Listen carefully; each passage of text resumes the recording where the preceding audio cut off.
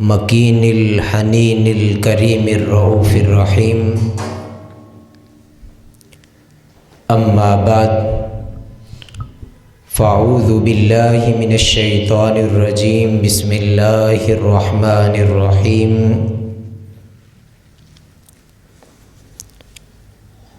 قال اللہ تبارک و تعالی فی القرآن المجید والفرقان الحمید ان اللہ اشتری من المؤمنین انفسهم واموالهم بان لهم الجنہ یقاتلون فی سبیل اللہ فیقتلون وَيُقْتَلُونَ وَعْدًا عَلَيْهِ حَقًّا فِي التَّوْرَاةِ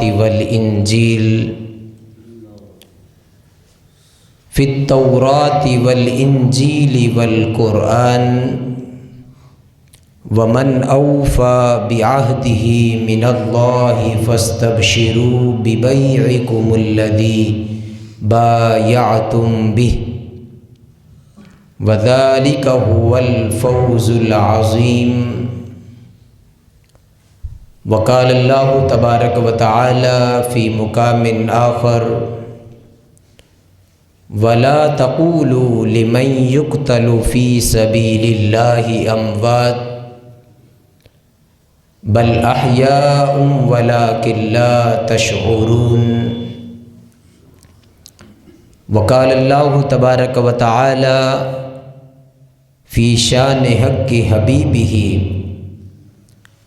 ان اللہ وملائکتہ یصلون علی النبی یا ایہا الذین آمنوا صلوا علیہ وسلموا تسلیما۔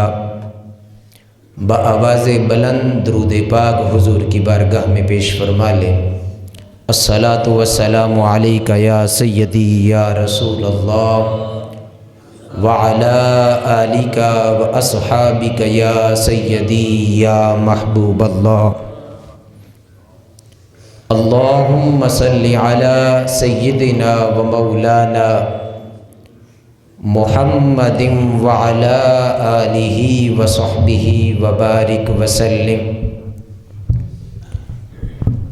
مولاي صل وسلم دائما ابدا على حبيبك خير الخلق كلهم هو الحبيب الذي ترجى شفاعته لكل هول من الأهوال مقتحم۔ حمد و ثنا کے بعد کروڑہا مرتبہ درود پاک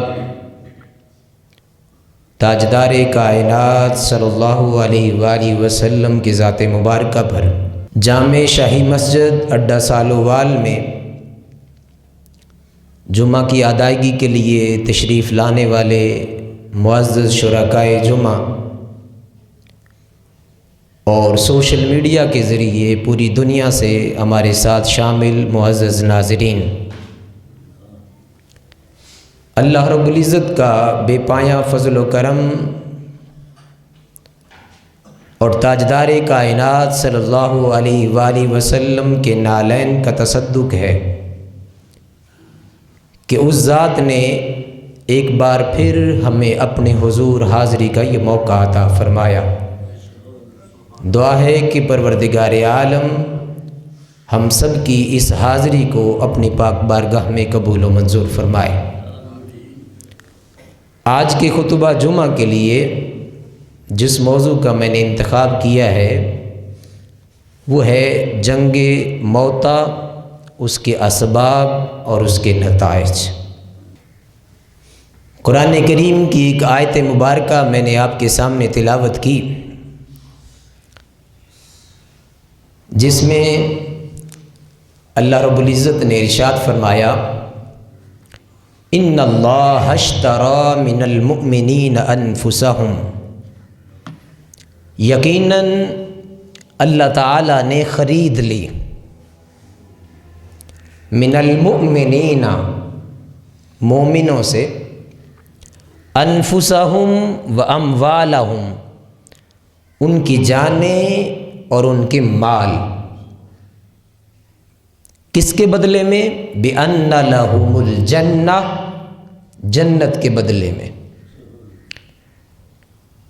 اب وہ کام کیا کرتے ہیں؟ یقاتلون فی سبیل اللہ، وہ اللہ کی راہ میں لڑتے ہیں، فَيَقْتُلُونَ وَيُقْتَلُونَ، پس قتل کرتے ہیں اور قتل کر دیے جاتے ہیں، وعدن علیہ حقا،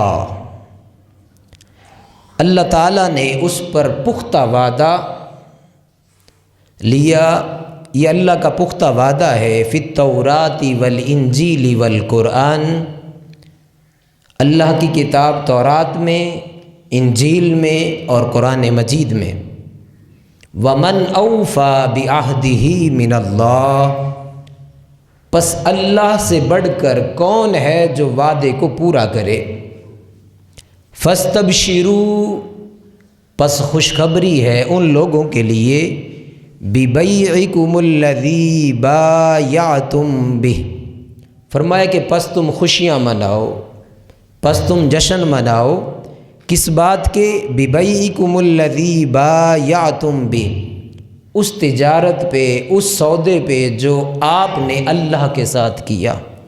فرمایا کہ وذالک ھو الفوز العظیم، بے شک یہ بہت بڑی کامیابی ہے۔ حاضرین محترم، انسان زندگی کے اندر مختلف تجارت کرتا ہے، اور کسی بھی تاجر کا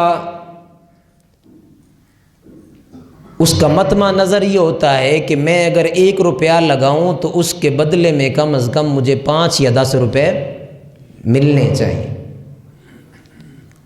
اگر وہ 5 روپے لگاتا ہے اور اس کو ملتے 2 روپے ہیں تو کیا اس کو کوئی اچھا تاجر کہے گا؟ نہیں۔ انسان دنیا کے اندر مختلف تجارتیں کرتا ہے، مختلف کاروبار کرتا ہے، مختلف جگہوں پر سرمایہ لگاتا ہے، مگر اب اللہ کے ہاں اللہ کے ساتھ بھی انسان کی تجارت ہے، جس کا ذکر اللہ پاک نے اس آیت مبارکہ میں کیا کہ اللہ پاک مومنین سے خرید لیتا ہے ان کی جانیں اور ان کا مال، اور اس کے بدلے میں دیتا کیا ہے؟ جنت۔ یہ اللہ کا وعدہ ہے۔ فرمایا کہ تورات میں بھی اللہ نے یہ وعدہ کیا، انجیل میں بھی وعدہ کیا اور قرآن مجید میں بھی۔ گویا وہ لوگ جو اس دنیا کے اندر اللہ کے دیے ہوئے رزق کو اس کی راہ میں خرچ کرتے ہیں، اللہ کی دی ہوئی صلاحیتوں کو اس کی راہ میں خرچ کرتے ہیں، اور اپنی جان کو دین کی سربلندی کے لیے، دین کی اشاعت کے لیے، دین کے فروغ کے لیے اللہ کی راہ میں جب وقت پڑتا ہے، جب ضرورت آتی ہے تو دین کی سربلندی کے لیے اپنی جان تک کا نذرانہ اس مالک کے حضور پیش کر دیتے ہیں۔ فرمایا کہ ایسے لوگ جو اپنی جان کا نذرانہ اللہ کی راہ میں پیش کرتے ہیں، وقت آنے پر اپنا مال خرچ کرتے ہیں، فرمایا کہ ایسے لوگوں کے لیے جنت کی خوشخبری ہے، اور فرمایا کہ دنیا کے اندر اور کل کائنات میں رب سے بڑھ کر کوئی وعدہ پورا کرنے والا نہیں، اور پھر ان کے لیے خوشخبری ہے۔ فرمایا کہ وہ جشن منائیں، خوشیاں منائیں، جن سے اللہ پاک نے ان کے مالوں اور ان کی جانوں کے بدلے اللہ پاک نے جنت عطا فرما دی۔ تو یہ آیت مبارکہ میں نے تمہیدی گفتگو کے طور پر آپ کے سامنے 11ویں پارے میں سے تلاوت کی۔ آج کا موضوع جس طرح میں نے عرض کیا وہ ہے جنگ موتا۔ جب تاجدار کائنات صلی اللہ علیہ وآلہ وسلم نے اعلان نبوت فرمایا، ہم دیکھتے ہیں کہ وہی مکہ کے لوگ جو آپ کو صادق اور امین کہتے تھے، مگر جو رسول کریم صلی اللہ علیہ وآلہ وسلم نے ارشاد فرمایا کہ انی رسول اللہ، بے شک میں اللہ کا بھیجا ہوا رسول ہوں، اور لوگوں جن کی تم پرستش کرتے ہو، جن بتوں کی تم پرستش کرتے ہو، جن کو اپنا الہ معبود اور خدا بنائے بیٹھے ہو، جن کے سامنے اپنی جبینوں کو جھکاتے ہو، وہ تمہارے معبود نہیں۔ عبادت کے لائق فقط ایک ذات ہے جس کا نام خدا ہے، وہ اللہ کی ذات ہے۔ وَإِلَٰهُكُمْ إِلَٰهٌ وَاحِدٌ، فرمایا کہ تمہارا الہ اور ہمارا الہ ایک ہی ہے، اور وہ واحد ہے، اس کے ساتھ کوئی اور شریک۔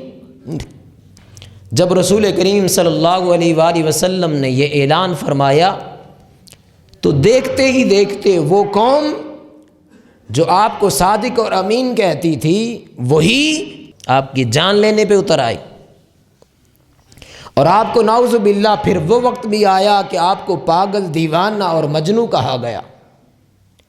آپ کو اور ان لوگوں کو جنہوں نے آپ کے دست اقدس پر کلمہ پڑھ کر مسلمان ہوئے تھے، انہوں نے آپ پر ظلم و ستم کے پہاڑ توڑ دیے، اور بالآخر رسول کریم صلی اللہ علیہ وآلہ وسلم کو 13 سال کے بعد مکہ سے مائیگریٹ کر کے، ہجرت کر کے مدینہ جانا پڑا اللہ کے اذن سے۔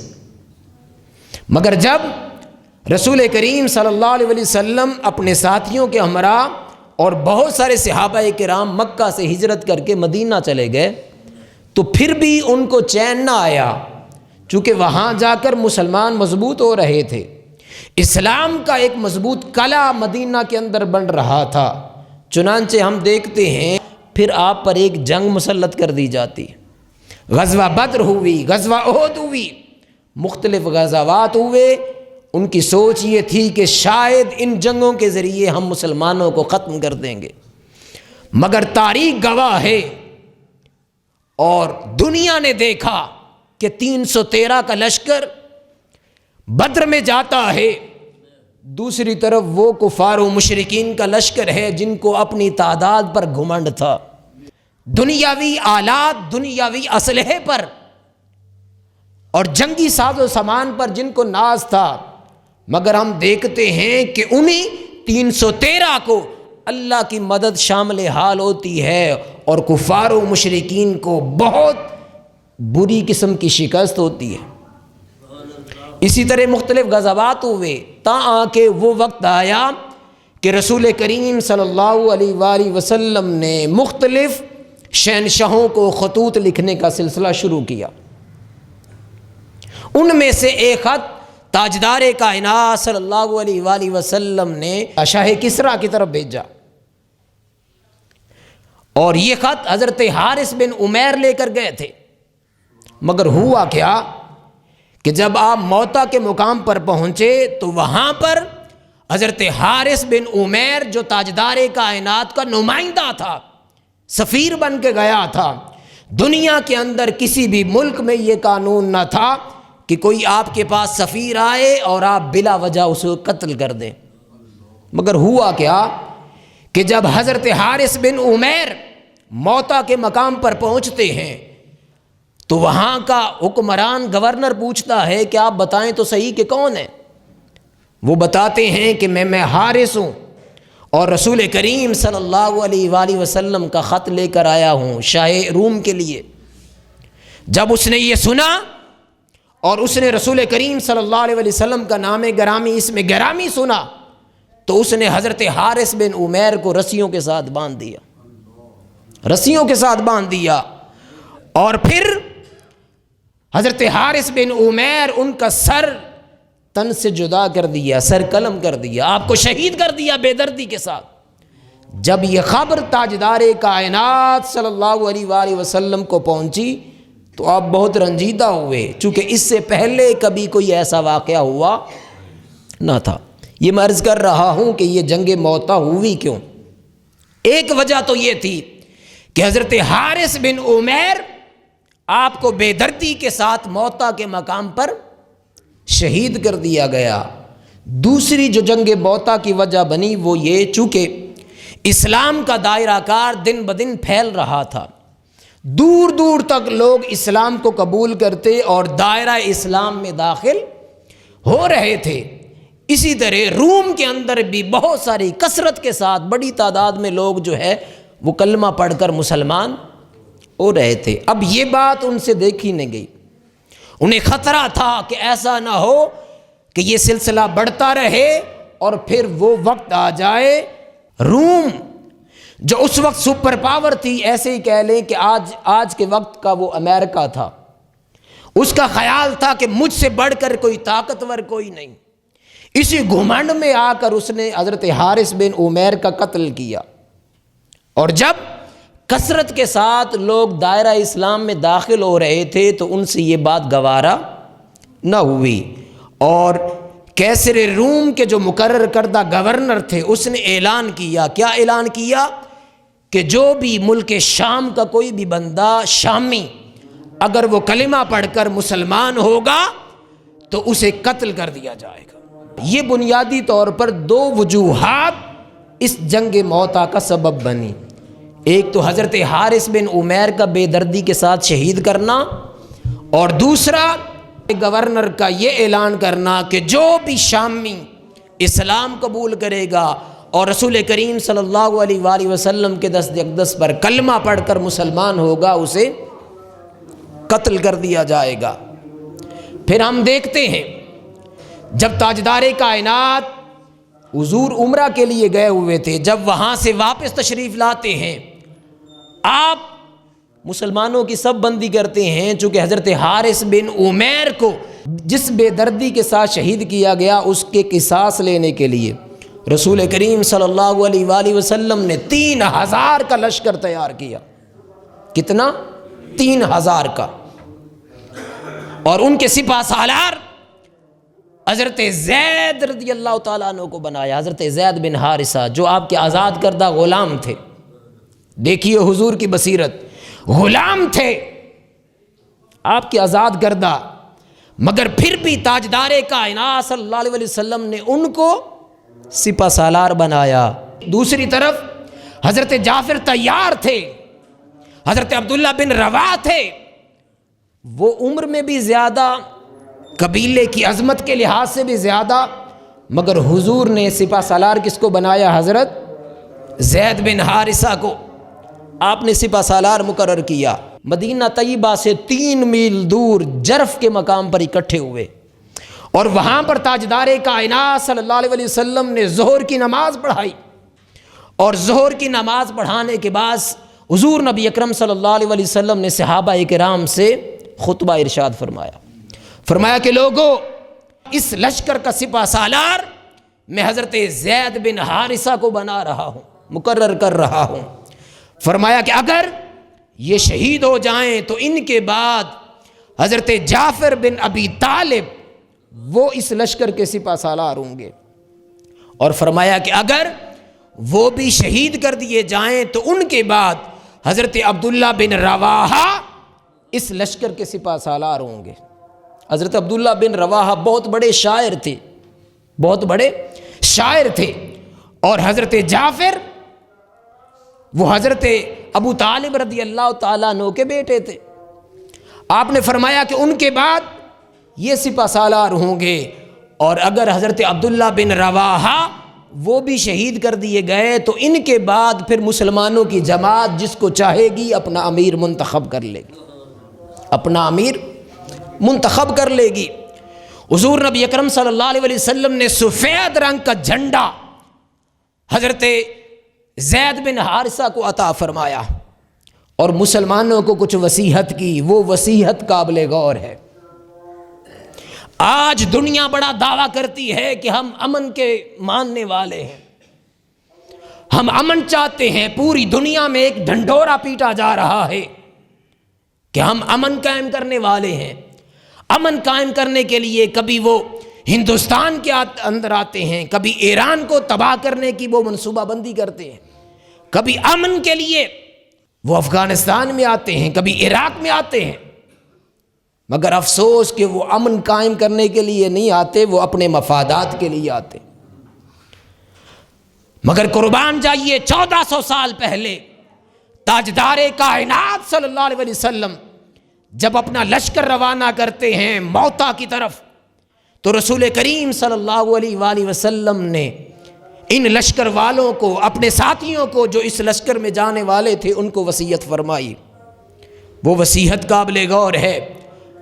قال رسول اللہ صلی اللہ علیہ وآلہ وسلم اوصیکم بتقوی اللہ، فرمایا کہ اے میرے ساتھیو، اے میرے غلامو اور جان نثارو، میں تمہیں وصیحت کرتا ہوں کہ ہر حال میں اللہ سے ڈرتے رہنا، اللہ کا خوف، اللہ کی مشیت تمہارے اندر راسخ رہے، اور فرمایا کہ جو مسلمان تمہارے ساتھ ہیں ان کے ساتھ حسن سلوک سے پیش آنا، ایک دوسرے کا خیال رکھنا، اور فرمایا کہ اللہ کا نام لے کر اللہ کے راستے میں اللہ کے منکروں کے ساتھ جنگ کرو۔ اور اگلی بات جو قابل غور ہے، فرمایا کہ کسی کے ساتھ دھوکہ نہ کرنا، کسی کے ساتھ دھوکہ نہ کرو، بددیانتی نہ کرو، کسی بچے کو اور کسی عورت کو مت قتل کرو۔ آج بڑے بڑے ٹھیکیدار یہ دعویٰ کرتے ہیں کہ ہم امن کو قائم کرنے والے ہیں، مگر وہی امن کے ٹھیکیدار ڈرون حملے کرتے ہیں اور معصوم بچوں کی جانیں لیتے ہیں۔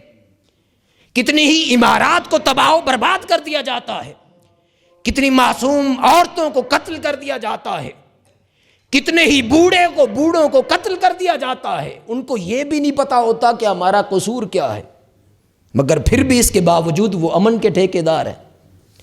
آئیے تاجدار کائنات صلی اللہ علیہ وسلم کا فرمان سنیے کہ جب موتا کی طرف لشکر روانہ کرتے ہیں، حضور فرماتے ہیں کہ کسی کے ساتھ دھوکہ مت کرنا، بددیانتی نہ کرنا، اور فرمایا کہ کسی بچے اور عورت کو قتل مت کرنا، اور پھر فرمایا ولا کبیرن فانین، فرمایا کہ کسی بوڑھے کو اور وہ شخص جو اپنی خانقاہ میں ہے، چاہے وہ کسی بھی مذہب کا ماننے والا ہے، اس کو قتل مت کرو۔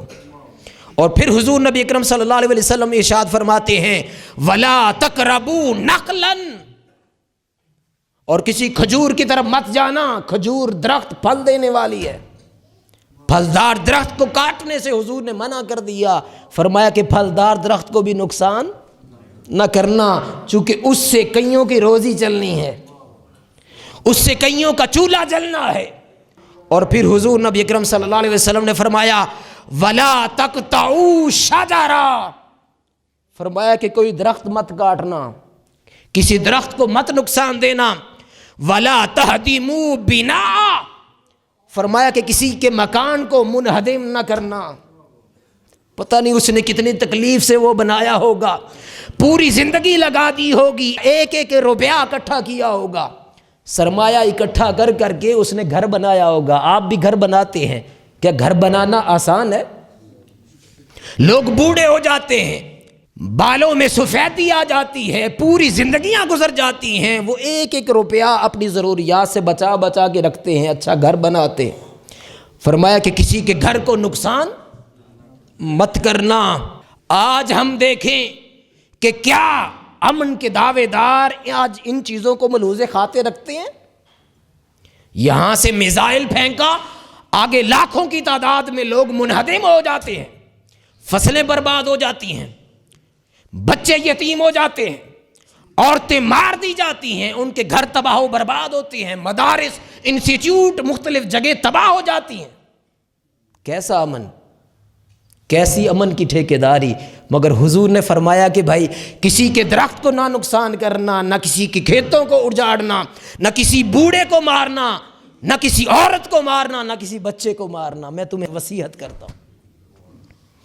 اور پھر صحابہ کرام جو ان لشکر والوں کو چھوڑنے کے لیے آئے تھے، انہوں نے اللہ کے حضور دعا کی، ورز کرتے ہیں صاحبکم اللہ ودفع عنکم السوء وردکم سالمین غانمین، کہ اللہ تعالیٰ تمہارا ساتھی ہو، وہ ہر تکلیف سے تم کو دور رکھے اور تمہیں صحیح سلامت اموال غنیمت کے ساتھ تمہیں واپس لوٹائے۔ اب جب یہ بات صحابہ کرام، وہ لوگ جو وہاں جنگ کے لیے جا رہے تھے، حضرت عبداللہ بن رواحہ، جب انہوں نے صحابہ کرام کی یہ دعا سنی تو انہوں نے کچھ اشعار کہے۔ میں نے عرض کیا تھا نا کہ عبداللہ بن رواحہ بہت بڑے شاعر تھے، انہوں نے کچھ اشعار کہے۔ وہ فرمانے لگے لیکن خدا کی عزت کی قسم، میں سلامتی اور مال غنیمت کا طلبگار نہیں. میں مال لینے کے لیے ہم وہاں نہیں جا رہے، بلکہ میں تو اپنے پروردگار سے یہ عرض کرتا ہوں کہ باری تعالیٰ مجھے بخش دے اور مجھ پر ایسی ضرب کاری لگے جو کھلا زخم کرے اور اس سے تیزی سے نکلنے والا خون جھاگ بناتا رہے. یعنی میں اللہ کی راہ میں قربان ہو جاؤں اور اللہ کی راہ میں جام شہادت نوش کر لوں، اللہ کی راہ میں جام شہادت نوش کر لوں. اور پھر وہ فرماتے ہیں یا کوئی طاقتور شخص میرے پاس آئے جو اپنے دونوں ہاتھوں سے اتنی مضبوطی کے ساتھ نیزہ مارے کہ میری آنتوں اور جگر کو چیرتا ہوا نکل جائے. یعنی میری خواہش مال غنیمت کو اکٹھا کرنا نہیں، بلکہ میں اس لیے جا رہا ہوں تاکہ حضرت حارث بن عمیر ان کا قصاص لے سکوں، ان کے قتل کا بدلہ لے سکوں اور اللہ کی راہ میں جام شہادت نوش کر لوں. اب جب یہ قافلہ روانہ ہوتا ہے، تاجدار کائنات صلی اللہ علیہ وآلہ وسلم اپنے ان جان نثاروں کو رخصت کرتے ہیں اور یہ قافلہ چلتا چلتا موتا کے مقام پر پہنچتا ہے. جب ادھر سے لشکر اسلام نکلتا ہے، ادھر سے کیسر روم نے 1,00,000 کا لشکر جمع کر لیا. کتنا؟ 1,00,000. ارد گرد کے جو قبائل تھے ان سے اکٹھے کیے اور 1,00,000 جنگجو اکٹھا کر لیا. مگر جب صحابہ کرام موتا کے مقام پر پہنچتے ہیں تو یہ خبر ملتی ہے کہ ہرقل نے الگ سے 1,00,000 اور لشکر تیار کر لیا. گویا ٹوٹل کتنا ہو گیا؟ 2,00,000. ادھر صحابہ کرام کی تعداد کتنی تھی؟ 3,000. اور ان کے مقابلے کے لیے 2,00,000 لشکر کفار و مشرکین کا اکٹھا ہو جاتا ہے مسلمانوں کو پسپا کرنے کے لیے، مسلمانوں کو شکست دوچار کرنے کے لیے. اب جب یہ صورتحال ہوتی ہے، صحابہ کرام پریشان ہوتے ہیں کہ اس وقت تو یہ حالات نہ تھے. حضرت زید بن حارثہ کچھ لمحے کے لیے پریشان ہوئے. انہوں نے سوچا کہ یہ صورتحال سے ہمیں حضور کو پہلے آگاہ کرنا چاہیے اور اس کے بعد جو حضور کا فیصلہ ہوگا اس کے مطابق آگے بڑھنا چاہیے. ایسا نہ ہو کہ کہیں سارے کے سارے مسلمان شہید نہ کر دیے جائیں. مگر اس پر حضرت عبداللہ بن رواحہ آپ کی غیرت ایمانی کو یہ برداشت نہ ہوا. وہ فرماتے ہیں، ایک نعرہ بلند کرتے ہیں اور فرماتے ہیں یا قومی واللہ ان اللتی تکرہون. آپ فرماتے ہیں کہ لوگو، کیا تم اس بات کو ناپسند کر رہے ہو جس کی طلب کے لیے تم گھر سے نکلے تھے؟ جس کی طلب کے لیے تم گھر سے نکلے تھے. گھر سے کس لیے نکلے تھے؟ شہید ہونے کے لیے، اللہ کی راہ میں قربان ہونے کے لیے، جس کا ذکر میں نے آغاز میں کیا کہ اللہ پاک فرماتا ہے کہ ان اللہ اشتری من المؤمنین انفسهم واموالهم بان لهم الجنہ، کہ اللہ نے مومنین سے ان کے مال اور ان کی جان جنت کے بدلے میں خرید لی ہے. ارے جن کی جانوں کا خریدار وہ مالک ہو، اس جان کا عالم ہی کیا ہوگا. ایسے تو نہیں فرمایا کہ جو اللہ کی راہ میں شہید کر دیے جائیں ان کو مردہ مت کہو. ولا تقولوا لمن يقتل في سبيل الله اموات بل احیاء، بلکہ وہ زندہ ہے. وہ زندہ کیسے ہوتے ہیں؟ ادھر اللہ کی راہ میں قربان ہوتے ہیں، شہید ہوتے ہیں، پھر ان کو ہمیشہ والی زندگی نصیب ہو جاتی. تو حضرت عبداللہ بن رواحہ فرماتے ہیں کہ تم جس چیز سے گھبراتے ہو، کس چیز کو ناپسند کر رہے ہو، حالانکہ تم اس کی طلب کے لیے گھر سے نکلے تھے. یعنی تم گھر سے شہادت کے لیے نکلے تھے اور ہم لوگوں کے ساتھ عدد کا کوئی تعلق نہیں. تم بھول گئے کہ غزوہ بدر کے اندر 313 تھے اور ادھر کفار و مشرکین کا جمع غفیر تھا، مگر اللہ پاک نے مسلمانوں کی مدد کی اور بالآخر مسلمانوں کو فتح یاب فرمایا اور کافروں کو شکست دوچار کیا. فرمایا کہ اللہ پر بھروسہ رکھو اور آگے بڑھتے جاؤ. پھر یہ ایمان افروز نعرہ بلند کرتے ہیں سب. وہ کہتے ہیں قد واللہ صدق ابن رواحۃ بخدا ابن رواح نے جو کہا سچ کہا، ابن رواح نے جو کہا سچ کہا۔ جب جنگ کا وقت آتا ہے، ادھر سے حضرت زید رضی اللہ تعالیٰ عنہ جو سپہ سالار تھے وہ آگے بڑھتے ہیں، آپ کو ہر طرف سے گھیر لیا جاتا ہے۔ حضرت زید بن حارثہ دشمنوں کی صفوں کے اندر ایک قیامت بپا کر دیتے ہیں، جس طرف جاتے ہیں ان کو گاجر مولی کی طرح کاٹتے چلے جاتے ہیں، کفار و مشرکین کو موت کے گھاٹ اتارتے ہیں، اور بالآخر ایک شخص نے آپ پر نیزے کا وار کیا، وہ اتنا شدید تھا کہ وہ آپ کے سینے کے اندر داخل ہو گیا اور آپ اپنی سواری سے نیچے تشریف لے آئے۔ انا للہ و انا الیہ راجعون۔ حضرت زید بن حارثہ آپ کی شہادت کے بعد حضور کے حکم کے مطابق حضرت جعفر طیار آگے بڑھتے ہیں اور مسلمانوں کا جھنڈا تھام لیتے ہیں، اس لشکر کی قیادت کرتے ہیں۔ اب جعفر طیار کوئی عام شخص نہ تھے، حضرت سیدنا ابو طالب کے بیٹے تھے، شجاعت کا پیکر تھے۔ ایک روایت میں آتا ہے کہ آپ کی عمر مبارک 31 سال تھی، یعنی کڑیل جوان تھے۔ آگے بڑھتے ہیں، کفار و مشرکین کا مقابلہ کرتے ہیں اور ان کی صفوں کے اندر ایک قیامت بپا کر دیتے ہیں۔ جس طرف چلے جاتے ہیں دشمنوں کو واصل جہنم کرتے، کسی کے اندر جرت نہیں ہوتی کہ وہ مقابلہ کر سکے۔ آپ کو اس قدر شدید نیزوں کے وار ہوئے کہ مورخین لکھتے ہیں کہ آپ کے جسم پر 70 نشان تھے۔ کتنے؟ ایک روایت میں آتا ہے 70 نشان تھے اور ایک روایت میں آتا ہے 90 زخموں کے نشان تھے، اور ان میں سے کوئی ایک بھی نہیں تھا جو پشت پہ لگا، پشت پہ کوئی نشان نہیں تھا، یعنی ڈٹ کر اللہ کی راہ میں مقابلہ کیا ان کو کفار و مشرکین کا۔ اور پھر وہ وقت آتا ہے کہ آپ کا دایاں بایاں کاٹ دیا جاتا ہے، دایاں ہاتھ۔ مگر حضرت سیدنا جعفر طیار مسلمانوں کا جھنڈا نیچے نہیں گرنے دیتے، وہ جلدی سے دوسرے ہاتھ سے پکڑ لیتے ہیں۔ پھر وہ وقت آتا ہے کہ آپ کا دوسرا بازو بھی کاٹ دیا جاتا ہے، دوسرا ہاتھ بھی کاٹ دیا جاتا ہے، تو آپ پھر بھی مسلمانوں کے اس جھنڈے کو نیچے نہیں گرنے دیتے، بلکہ ان دونوں بازوؤں سے، ہاتھ تو ہیں نہیں، یہ جو جتنا حصہ ہے اس سے بڑی مشکل کے ساتھ اس کو تھام لیتے ہیں۔ اور بالآخر پھر وہ وقت آتا ہے کہ آپ کی طرف ایک وار ہوتا ہے اور حضرت سیدنا جعفر طیار رضی اللہ تعالیٰ عنہ بھی شہید ہو جاتے۔ حضور کی وصیت کے مطابق پھر حضرت عبداللہ بن رواحہ آگے بڑھتے ہیں اور ان کا مقابلہ کرتے ہیں، ان لوگوں کو واصل جہنم کرتے ہیں، اور پھر وہ وقت بھی آ جاتا ہے کہ حضرت عبداللہ بن رواحہ آپ بھی شہید ہو جاتے ہیں۔ جب آپ شہید ہو جاتے ہیں، اب چونکہ حضور نے فرمایا تھا کہ اس کے بعد مسلمانوں کی جماعت جس کو چاہے اپنا امیر بنا لے، تو ہوا کیا کہ اس کے بعد مشاورت ہوئی، اور مشاورت کے بعد حضرت خالد بن ولید کو سپہ سالار مقرر کر دیا گیا۔ سپہ سالار ثابت بن قیس وہ کھڑے ہوتے ہیں اور فرماتے ہیں کہ لوگوں، میں خالد بن ولید کو سپہ سالار مقرر کرتا ہوں، کیا تم سب اس بات کو مانتے ہو اور تم بھی یہ چاہتے ہو؟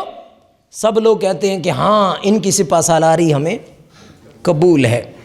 حضرت خالد بن ولید آپ جب سپہ سالار بنتے ہیں، رات کا وقت ہوتا ہے، اب رات کے اندر جب حضرت عبداللہ بن رواحہ آپ شہید ہوتے ہیں تو کچھ صحابہ کرام وہاں سے دوڑ کر واپس آتے ہیں، مگر حضرت خالد بن ولید اور آپ کے ساتھیوں نے تمام صحابہ کو آواز دی، اور حضرت خالد بن ولید نے رات کو دوبارہ صف بندی کی۔ کیا کہ جو بھی سپہ سالار بڑے لڑنے والے تھے ان کو پیچھے کیا اور نئے لوگوں کو آگے لائے۔ جب صبح جنگ کا آغاز ہوا، دشمنوں نے دیکھا کہ یہ کوئی نئی ٹیم آئی ہے، نئی فوج آئی ہے جو کل ہمارے مقابلے کے لیے نہیں، انہوں نے سمجھا کوئی تازہ دم دستہ آیا ہے۔ حضرت خالد بن ولید کی اس حکمت عملی کی وجہ سے ہوا کیا کہ ان کے اندر ایک رعب اور دبدبہ طاری ہو گیا۔ وہ پریشان ہو گئے کہ یہ لوگ کل تو نہیں تھے، پرسوں تو نہیں تھے، اور حضرت خالد بن ولید اس قدر اللہ کی راہ میں شجاعت سے لڑے کہ اس کے اندر 9 تلواریں ٹوٹی. اور پھر تاجدار کائنات صلی اللہ علیہ وسلم نے ارشاد فرمایا، ادھر حضور مدینہ شریف میں صحابہ کرام کو حضور نے مخاطب کیا. اب حضور کا معمول تھا جب بھی کوئی خاص بات کرنی ہوتی مدینہ کے اندر ایک اعلان ہوتا تھا کہ الصلاۃ جامعۃ، الصلاۃ جامعۃ. تمام صحابہ کرام مدینہ شریف میں مسجد نبوی میں اکٹھے ہوئے کہ آج حضور نے کوئی خاص بات کرنی ہے. حضور نے جب سب کو بلا لیا، حضور نے ان سے خطاب فرمایا کہ لوگو، موتا کے اندر حضرت زید بن حارثہ شہید کر دیے گئے، اور ان کے بعد جھنڈا حضرت جعفر طیار نے تھام لیا، پھر وہ بھی شہید کر دیے گئے. اس کے بعد حضرت عبداللہ بن رواحہ نے جھنڈا تھام لیا، فرمایا کہ وہ بھی شہید کر دیے گئے. اس کے بعد حضرت خالد بن ولید نے جھنڈا تھام لیا، وہ سپہ سالار ہیں. فرمایا پھر رسول کریم صلی اللہ علیہ وسلم نے فرمایا، اللہم انہو سیف من سیوفک فانصر. اے اللہ، خالد تیری تلواروں میں سے ایک تلوار ہے، خالد تیری تلواروں میں سے ایک تلوار ہے، فانصرہ، اس کی مدد فرما. اس جنگ موتا میں حضور نے ان کو سیف اللہ کا لقب دیا. پھر اللہ کی تلوار کیسے چلی کہ 9 تلواریں آپ کے ہاتھ سے ٹوٹیں. کتنی؟ 9 تلواریں. اب دوسری طرف ایک سوال ہے میرا آپ سے، حضور کہاں پر ہیں؟ مدینہ شریف میں. جنگ کہاں ہو رہی ہے؟ شام میں، موتا کے مقام پر. اس وقت نہ انٹرنیٹ تھا، نہ سوشل میڈیا تھا، نہ دنیا جہاں کے مختلف ٹی وی چینلز تھے. کس نے بتا دیا حضور کو کہ حضرت عبداللہ بن رواحہ شہید ہو گئے، حضرت زید بن حارثہ شہید ہو گئے، حضرت جعفر طیار شہید ہو گئے، اور اب سپہ سالاری کس کے پاس ہے؟ حضرت خالد بن ولید. یہ حضور مدینہ میں بیٹھ کر سارا منظر بیان کر رہے ہیں. کیا انٹرنیٹ کے ذریعے؟ کیا ٹی وی چینلز پہ دیکھ کے؟ اور بھائی ہم یہ مانتے ہیں کہ تاجدار کائنات کو اللہ پاک نے یہ مقام عطا کیا ہے کہ چاہے وہ مدینہ میں ہے، ان کے سامنے پوری دنیا کا منظر ہے، ان کے سامنے پوری دنیا کا منظر ہے. اور یہی نہیں، حضور اپنے صحابہ کے ساتھ بیٹھے تھے، اور بیٹھے بیٹھے حضور نے کہا وعلیکم السلام. اوپر دیکھا وعلیکم السلام ورحمۃ اللہ وبرکاتہ. صحابہ کرام پریشان ہو گئے، پوچھا یا رسول اللہ کیا بات ہے؟ دائیں بائیں اوپر نیچے تو کوئی آدمی ہے نہیں، آپ کس کے سلام کا جواب دے رہے؟ اس پر تاجدار کائنات صلی اللہ علیہ وآلہ وسلم نے ارشاد فرمایا کہ اے میرے صحابہ، ابھی حضرت جعفر طیار وہ ملائکہ کے جھرمٹ میں یہاں سے گزرے تھے، اور جب گزرے انہوں نے سلام کہا، میں نے ان کا سلام سن کر ان کو جواب دیا، میں نے ان کا سلام سن کے جواب دیا. حضور مدینہ میں ہیں مگر خبر کہاں کی دے رہے ہیں؟ موتا کی. سارا منظر بیان کر رہے ہیں کہ اب یہ ہو گیا، اب یہ ہو گیا، اب یہ ہو گیا. 7 روز تک یہ جنگ جاری رہی، 7 روز تک جنگ جاری رہی، اور بالآخر مسلمانوں کو فتح ہوئی اور مسلمان فتح یاب ہو کر مدینہ واپس لائے. اس کے حوالے سے مختلف روایات ہیں، اب اس کا وقت نہیں کہ میں اس کو بیان کر سکوں. آخری بات عرض کر کے ختم کرتا ہوں. جب حضرت جعفر طیار رضی اللہ تعالیٰ عنہ کو شہید کر دیا گیا، تاجدار کائنات اسی لمحے حضرت جعفر طیار رضی اللہ تعالیٰ عنہ کے گھر تشریف لاتے ہیں، اور آپ کی زوجہ محترمہ سے فرماتے ہیں کہ بیٹی کو لاؤ، جعفر کی بیٹی کو لاؤ. وہ لاتی ہیں، آپ ان کو بوسہ لیتے ہیں، پیار کرتے ہیں، سونگھتے ہیں، اور آپ کی چشمان مقدس سے آنسو جاری ہو جاتے ہیں. حضرت جعفر طیار، ان کی زوجہ پریشان ہوتی ہیں کہ حضور کیا بات ہے، آپ ان بچوں کے ساتھ پیار کر رہے ہیں اور آپ کی چشمان مقدس سے آنسو کیوں جاری ہیں؟ لگتا ہے کہ حضرت جعفر طیار شہید کر دیے گئے. آپ فرماتے ہیں کہ ہاں جعفر طیار شہید کر دیے گئے. انا للہ و انا الیہ راجعون. حاضرین محترم، اسلام یوں ہی ہم تک نہیں پہنچا، اس کے پیچھے مسلمانوں کی قربانیاں ہیں، اور اللہ پاک نے فرمایا کہ مومنین کے ساتھ اللہ نے یہ تجارت کی ہے کہ ان سے مال لے لیا، ان سے جانیں لے لیں، اور ان کے بدلے میں کیا دیا؟ بِأَنَّ لَهُمُ الْجَنَّةَ۔ آج بھی اگر ہم اپنا مال اور جان اللہ کے حوالے کر دیں، ہے کس کا؟ اسی کا، مال بھی اس کا، جان بھی اس کی۔ جان دی ہوئی مالک کی ہے، مزہ یہ ہے کہ جب ضرورت ہو اس کی راہ میں انسان قربان کرے۔ مال دیا ہوا اللہ کا ہے، مزہ یہ ہے کہ جب ضرورت ہو اس کی راہ میں انسان خرچ کرے۔ تو اللہ رب العزت کی بارگاہ میں دعا ہے کہ اللہ رب العزت ہمیں اسلام کی صحیح اقدار کو سمجھ کر اس کے مطابق اپنی زندگیوں کو بسر کرنے کی توفیق عطا فرمائے۔ ماشاءاللہ حافظ ممتاز صاحب عمرہ کی سعادت سے واپس تشریف لائے، ہم انہیں مبارکباد بھی پیش کرتے ہیں اور اللہ کے حضور دعا گو ہیں کہ ان کے صدقے اور وہ لوگ جو عمرہ کی سعادت کر رہے ہیں یا کر کے آئے، اللہ پاک ان کے طفیل ہم سب کو بھی حضور کے در انور کی حاضری نصیب فرمائے۔ آمین۔ وما علیہ الا البلاغ۔